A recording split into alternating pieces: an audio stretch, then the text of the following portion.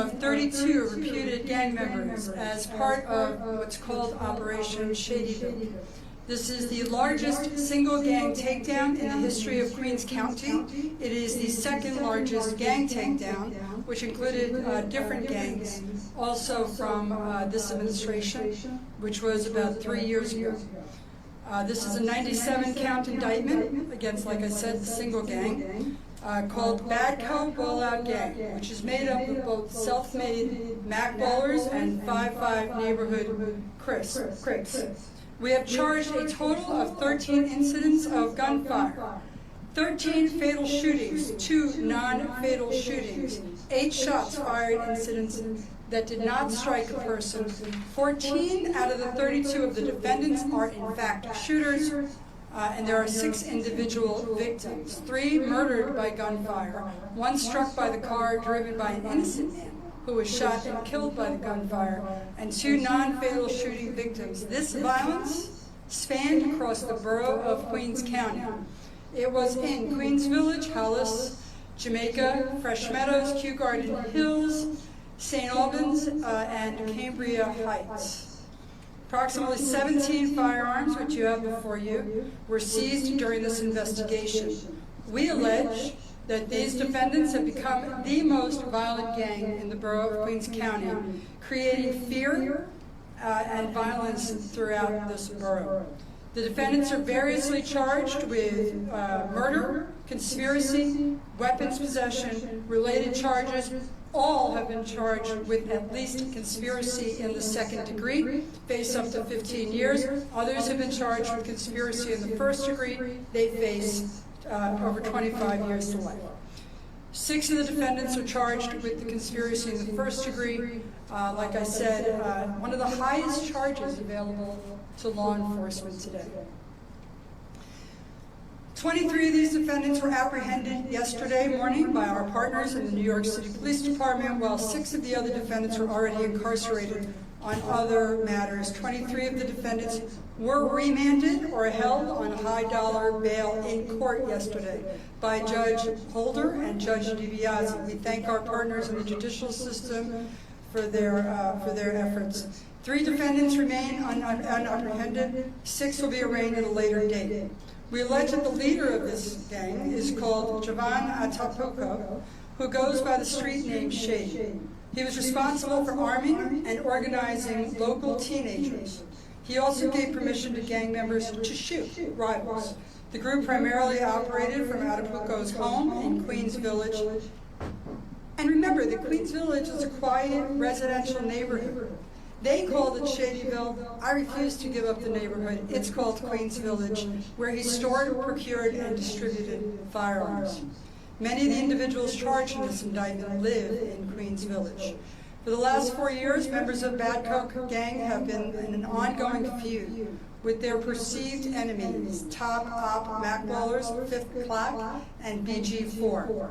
The groups are battling for territorial dominance in southeast Queens, and it was common practice for Badco members to travel the geographic territories controlled by rival gangs in vehicles, on scooters and bikes, and you know we have a large initiative on the scooters, and they seek out rival gang members to target for shooting.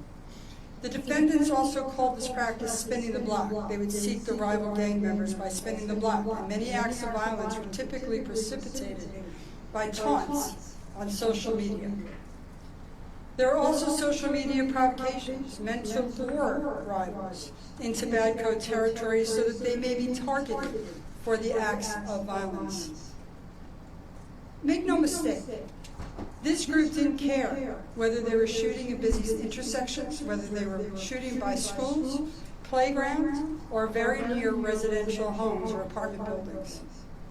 After the shooting, it was common for members of the gang to brag about their exploits on music videos posted on YouTube and other social media platforms. There's also a number of daytime shootings associated with Badco. Think about what the daytime shootings bring. Think about people walking to school, coming from school, seniors going to senior centers, doing your shopping. One defendant's exploits were so well known that his nickname was Broad Day. broad day for the number of broad daylight shootings he participated in. The violence associated with this group is truly staggering. I'm going to highlight a few of those incidents for you. On March 25th, 2022, multiple defendants planned to shoot a rival gang member outside Cardozo High School. Defendant Sean Chang, who was known as Broad Day, went to the school at dismissal time, and he fired multiple rounds from a .380 caliber semi-automatic pistol, and it struck a rival gang member. This shooting happened at 3 p.m. On June 7, 2022, a teenage girl was preparing for her upcoming Regents exams in her home on 113th Road near Francis Lewis in St. Albans. This teenager, a student at Bronx Science High School, was sitting in her living room on a quiet residential street. Three of these defendants, including Shady, in an attempt to murder a rival gang member, fired 23 rounds in the immediate vicinity of her house and struck the girl in the leg. Fortunately, she survived. You will see, we have a video of this, and you will see multiple muzzle flashes in this video.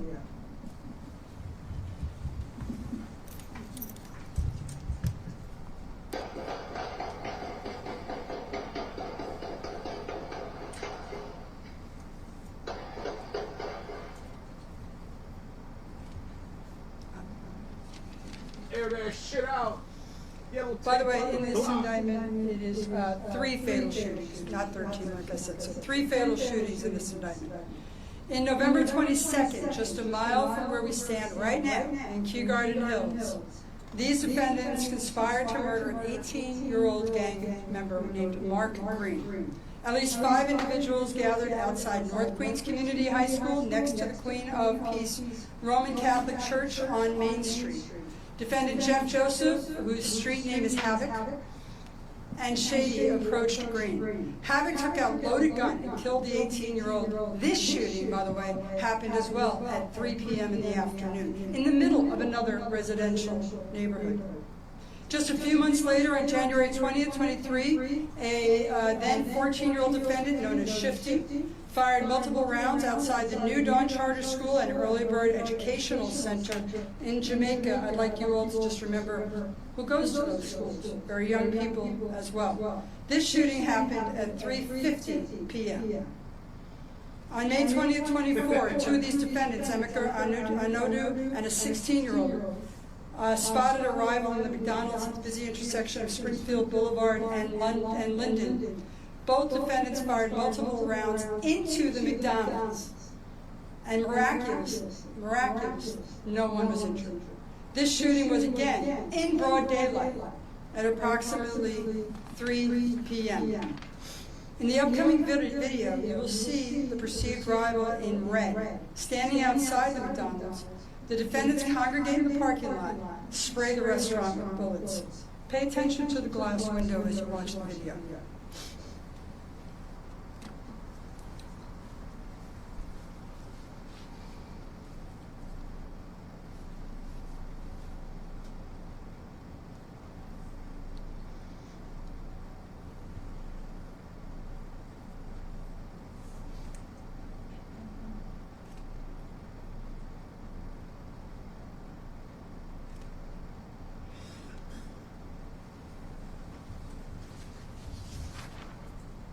Three o'clock.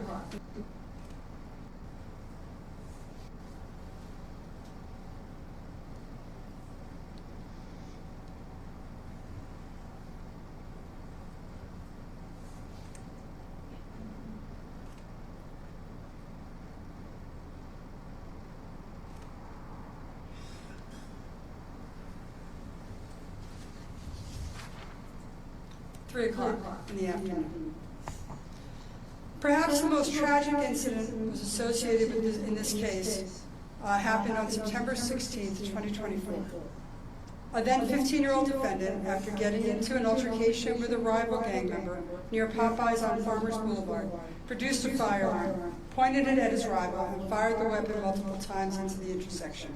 At that same time, an innocent motorist, not involved, innocent motorist, 66-year-old William Alcindor, was driving his Nissan Rogue eastbound on Baisley Boulevard. The 66-year-old was shot struck by gunfire and lost control of his car, which crashed into a 23-year-old woman who was sitting on the sidewalk. Mr. Alcindor died from a gunshot wound to his forehead and two in his chest. The 23-year-old woman suffered a head trauma, a collapsed lung, and is still having mobility issues due to the lower body trauma she suffered in the crash. The next video, I warn you, is very disturbing. You will see a perceived rival pass the defendant on a scooter. The defendant produced a weapon, fired across the intersection. After the gunfire, look at the right corner of the video. You'll see the Nissan that Mr. Alcindor was driving crash into the building at the intersection and hit the innocent pedestrian.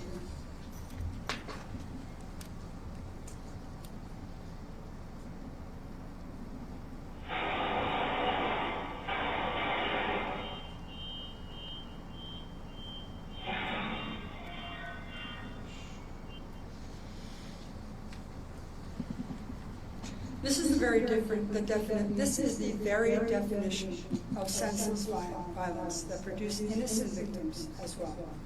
People had nothing to do with this. The members of BADCO were not just targeting rivals either. On January 27th, an adolescent offender who goes by the street name Lucky allegedly took it upon himself to execute another BADCO member, 20-year-old Ike Anadu, whom he believed to be a criminal informant. The victim was invited to the filming of a music video in the vicinity of 86th Drive. The defendant lured Ike to an apartment complex with no working cameras in the vestibule and shot him point blank. Handed the gun to his co-defendant, Seth Mignon, to dispose of the firearm. The gang members apprehended in this case very much knew that they had heat. They knew that we were actively investigating, and they made sure to try and cover their tracks. Our message today is, if you think you can run and hide, think again. You can't. We will find you. We will prosecute you. And we will remove you from the streets long enough to ensure public safety. We have an extraordinary violent criminal enterprise bureau here at the DA's office and an extraordinary partner in the New York City Police Department. And every single day we think about how to make the streets safer of Queens County. For the people who live here, play here, go to school here, go to their mothers and fathers here. They should be allowed to do that in safety. And if you're a gang member who is targeting other gang members or each other, there's going to be innocent victims. We will not allow that. We will investigate and prosecute. I give you now Chief of Detectives, Chief Kennedy.